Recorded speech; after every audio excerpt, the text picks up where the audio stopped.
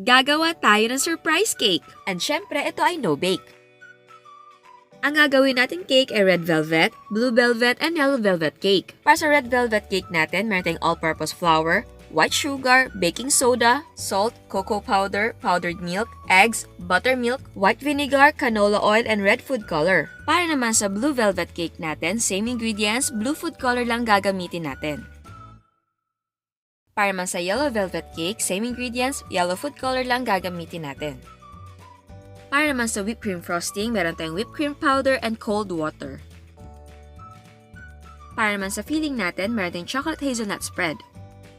Para naman sa surprise natin, kahit ano pwede, meron tayong assorted chocolates, marshmallows, sprinkles, and nips. Again, kahit ano pwede. Sa paggawa ng buttermilk, gumamit tayo ng 1 cup na measuring cup, ibuhos natin ang 1 tablespoon ng white vinegar sa cup, at punuin ito ng evaporated milk.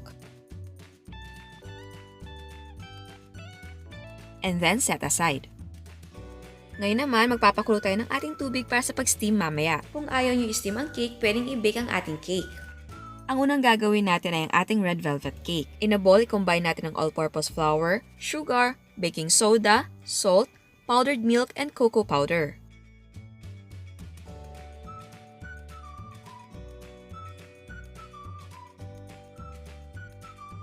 Mix well.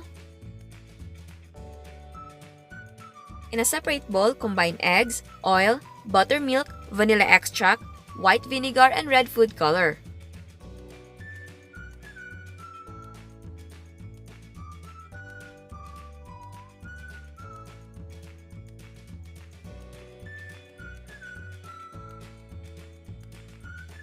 At haluin na mabuti.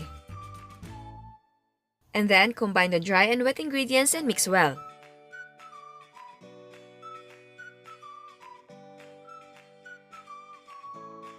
Ibuhos natin ang ating cake batter sa ating cake pan na may parchment paper and lightly grease ang mga side. Ang pan size na gamit ko ay 9 inches by 2.5 inches. Tap few times to release air bubbles. Ngayon, i-steam natin siya over medium heat for 30 minutes. At huwag kalimutan i-wrap ang lid ng clean cloth para hindi matuluan ng tubig ang ating cake. After 30 minutes, do the toothpick check and if it comes out clean or with few moist crumbs, the cake is cooked. Pero kapag basa pa, extend the cooking time and check every 5 minutes. And then remove the cake from the steamer and cool in the pan for 5 minutes. After mag-cool down ang ating cake, pwede nang tanggalin sa pan.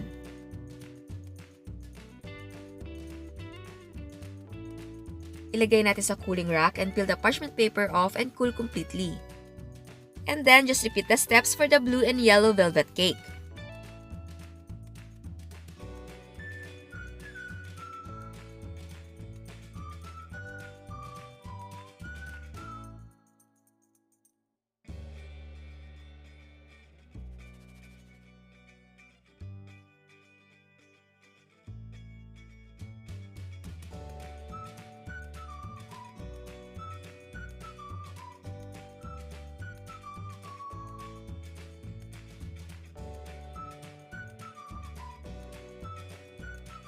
At eto na ang ating yellow, blue, and red velvet cake. Ngayon naman, hahatiin na natin ang ating mga cakes. Ngayon naman, gagamit ako ng maliit na round cake pan. Gagawin ko siyang guide para sa pag-cut ng center ng ating mga cakes. So ayan, ikakat na natin. Pwede kang gumamit ng malaking cookie cutter kung meron kayo. Remove the excess cake, pero wag natin siyang itapon dahil gagamitin natin siya mamaya. So ayan, nakat na natin ang first layer. I-cut naman natin ang remaining layers.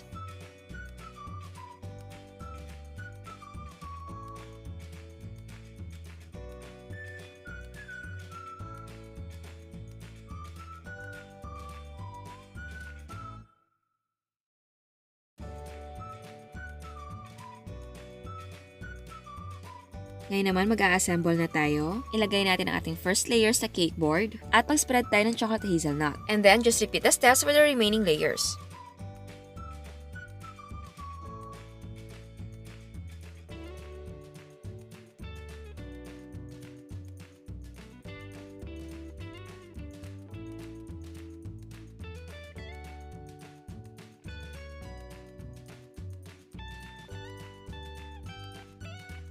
And for the exciting part, ilagay na natin ang ating surprise sa loob ng ating cake.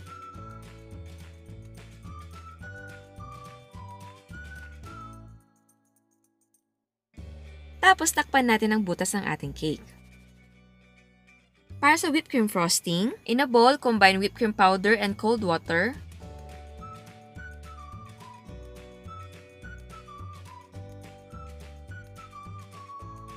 At i-whip natin on medium speed until maging cream siya at mag-double ang kanyang size. Ngayon, i-frozen natin ang buong cake.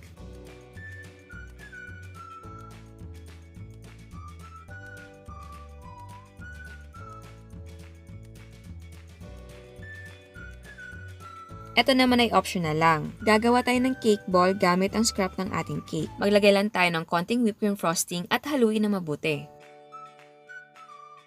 At bilugin natin. Tapos i-chill natin siya for 1 hour.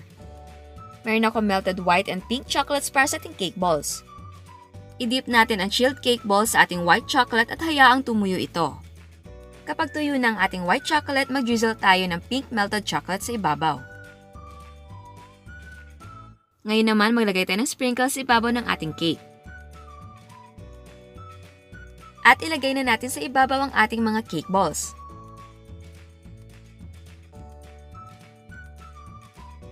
At eto na ang ating surprise cake. At bago natin i-reveal ang surprise, sa hindi pa nakasubscribe, please subscribe sa ating YouTube channel and please click the notification bell para ma-notify kayo sa mga bagong uploads. Ngayon, i-cut na natin ang ating cake.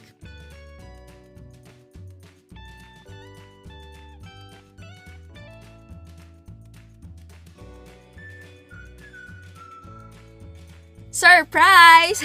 I think ang matutuwa sa surprise na ito ay mga bata. They love chocolate and candies. So again, kahit anong surprise ang ilagay nyo dyan, pwedeng-pwede.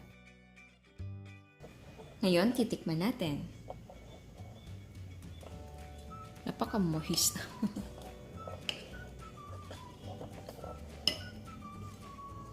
Oops. Ang moist. At masarap. At gustong-gusto ko na whipped cream frosting ang gamit kasi hindi nakakaumay. Kasi pag butter cream frosting, parang nakakaumay. Para sa akin na yun. But of course, kung gusto nyo ng butter cream frosting or kahit anong frosting na gusto nyo, kahit chocolate ganache, pwedeng-pwede. Yum.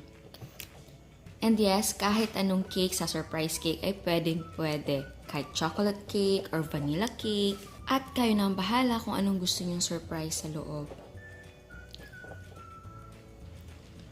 Gusto ko yung frosting natin.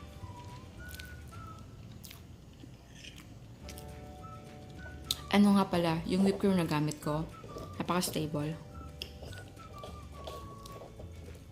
Yum. So ayan, sana nagustuhan niyo ang surprise cake natin. Ciao! At eto mga prices ng ating mga sangkap. And yes, pwedeng gumamit ng mga gusto yung brands. Ang total cost ay 663 pesos and 58 cents. So ayan, sana nagustuhan niyo ang recipe natin ngayon. At meron tayong another dose of inspiration. Eto ang mga graham float ni Miss Dimple.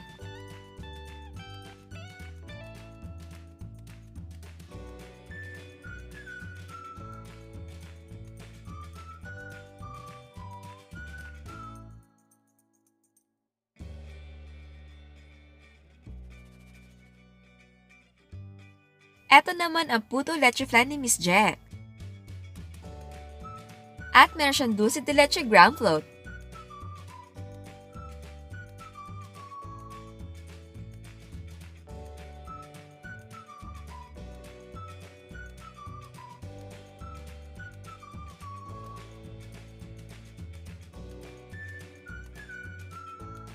Eto naman ang mga cakes ni Miss Joy.